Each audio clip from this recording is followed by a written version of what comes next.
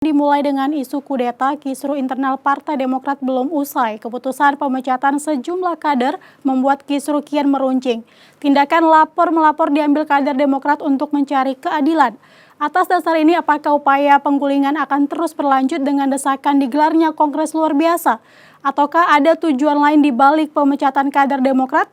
Selengkapnya kami hadirkan dalam dialog Nusantara siang berikut ini.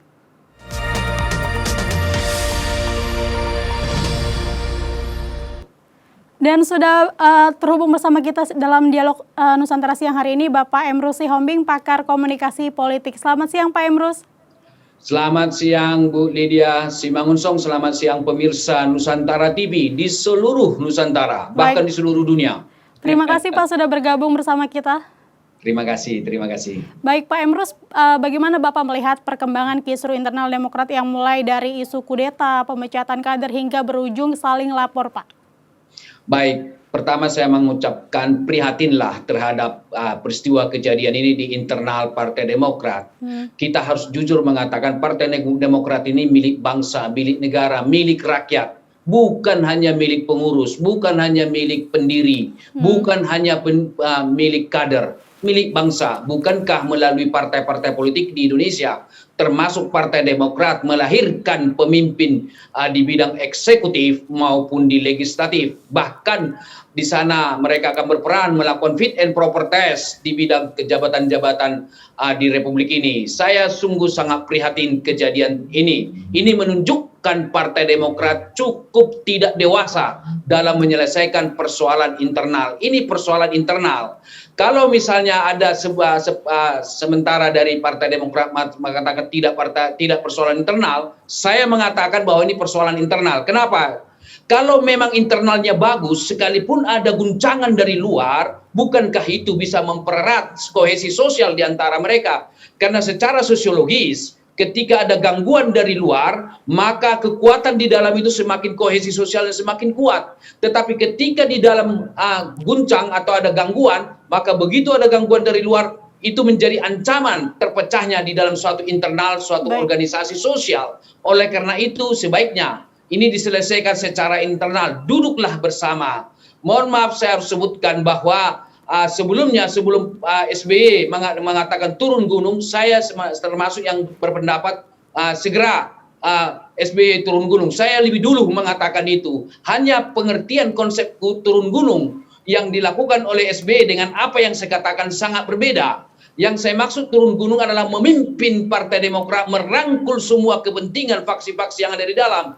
Tetapi turun gunung SBY adalah menyebut langsung nama seseorang yang di luar partai tersebut. Menyebut nama itu sama saja memperkisru persoalan itu. Seharusnya SBY maju sebagai tokoh yang bisa menyatukan, merangkul berbagai kekuatan, baik berbagai fraksi yang ada di internal, dan bisa melakukan dialog-dialog dengan pihak eksternal kalau itu merupakan suatu diduga ada suatu kepentingan politik. Kenapa? Politik itu persoalannya adalah bagaimana kompromi politik, itu seni berkompromi, demikian.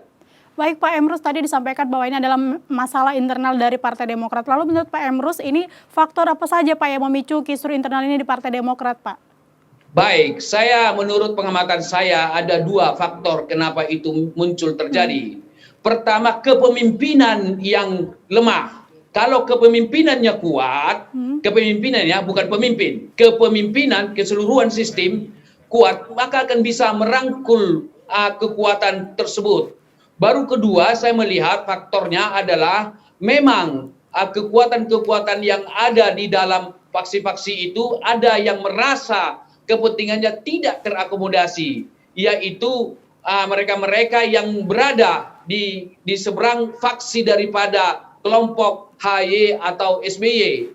Nah, kepentingan politik mereka tidak terakomodasi di internal partai sehingga mereka melakukan suatu katakanlah perilaku-perilaku komunikasi politik yang tidak produktif bagi partai itu sendiri. Coba kita lihat misalnya katakanlah seperti Ibu katakan di dalam opening tadi, sudah ada lapor-melapor antara satu dengan yang lain. Bukankah itu menunjukkan lemahnya kepemimpinan yang menimbulkan faktor kedua bahwa di dalam internal partai itu tidak ada soliditas di antara mereka. Jadi saya garis bawahi ada dua faktor, yaitu lemahnya kepemimpinan dan lemahnya soliditas di internal partai itu sendiri. Demikian. Baik, Pak Emrus, tanggapan Bapak terkait dengan adanya aksi pemecatan 7 kader partai yang dilakukan Demokrat, Pak. Dari pemecatan Baik, ini apa? Dalam suatu partai politik, hindari pecat-memecat, kecuali ada tindakan-tindakan yang sifatnya pidana. Tapi kalau hanya perbedaan pandangan dan faksi, itu sangat tidak produktif. Pecat-memecat. Kenapa? Sederhana untuk melihatnya. Kalau salah satu kader, apalagi itu kader senior, kader berpengaruh, kalau itu dipecat, berarti konstituennya nanti tidak akan mendukung. Jangan dilihat dan tidak mendukung partai ini dalam suatu kegiatan-kegiatan politik, baik pilpres maupun pileg atau eksekutif atau pilkada.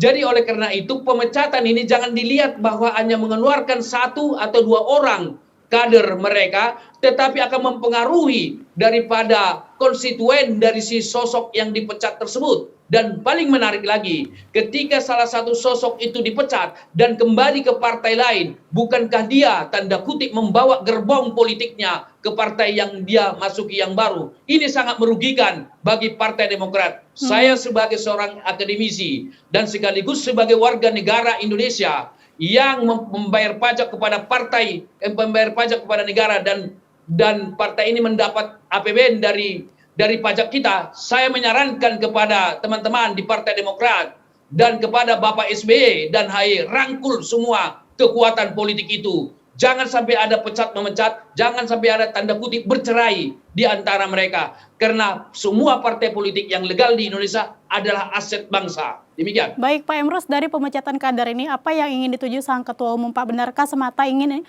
menyelamatkan jabatannya di partai, atau ingin mendapatkan dukungan untuk melaju di 2024 dengan menyingkirkan pembelot-pembelotnya, atau bahkan ada tujuan lain? Anda mengiranya seperti apa, Pak? Baik, dua yang pertama saya kira tidak.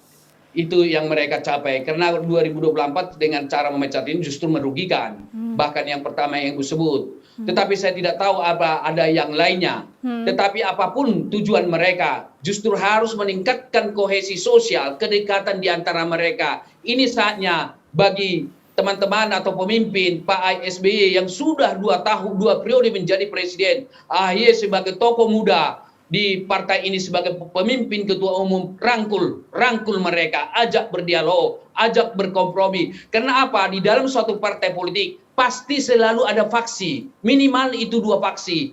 Faksi yang berkuasa tanda kutip dan faksi yang di luar kekuasaan. Tetapi itu suatu hal yang baik, karena mereka akan ada faksi oposisi tanda kutip, ada suatu dialektika demokrasi di internal. Itu adalah mengeksersis, menumbuhkan demokrasi di internal dan kedewasaan kepemimpinan di dalam. Untuk itu saya kira kalau ada yang berseberangan di partai itu, justru itu penting bagi semua partai dan itu dilakukan dialog. Artinya apa yang mau saya katakan, bahwa ketika ada kekuatan faksi tertentu memegang suatu kekuasaan atau lebih dominan, tetapi mereka jangan atas dasar kewenangan yang dimiliki sehingga mengesampingkan faksi-faksi yang lain. Rangkul mereka, temukan kesepakatan, lakukan negosiasi dan satu dengan yang lain. Jangan saling memaksa satu dengan yang lain kepentingannya, tetapi temukan kepentingan. Karena di dalam partai politik pasti mereka berpolitik, pasti di situ ada kepentingan-kepentingan. Pertemukanlah kepentingan-kepentingan itu, dan bila perlu ada kesepakatan di internal. Namun saya mengatakan kepada semua kader, baik yang katakanlah boleh jadi sudah dipecat, pembicaraan-pembicaraan yang masa lalu di internal Partai Demokrat jangan buka keluar. Jadi jangan sampai ada pernyataan-pernyataan, wah dulu begini, dulu begini, dulu begini. Itu sama saja menelanjangi suatu partai tersebut. Oleh karena itu di dalam aspek komunikasi, ada yang disebut dengan komunikasi privat, ada komunikasi publik. Di dalam komunikasi privat, sah saja mereka terbuka satu dengan yang lain, tetapi tidak untuk konsumsi publik ketika ada perselisihan atau ada perbedaan di antara mereka. Hal-hal yang sifatnya privat harus dipegang teguh oleh semua kader. Demikian. Baik, terima kasih Pak Emrus. Pak, tanggapan Anda terkait dengan kepemimpinan AHY Pak di Demokrat, tapi jangan dijawab dulu Pak, kita akan kembali usai jeda.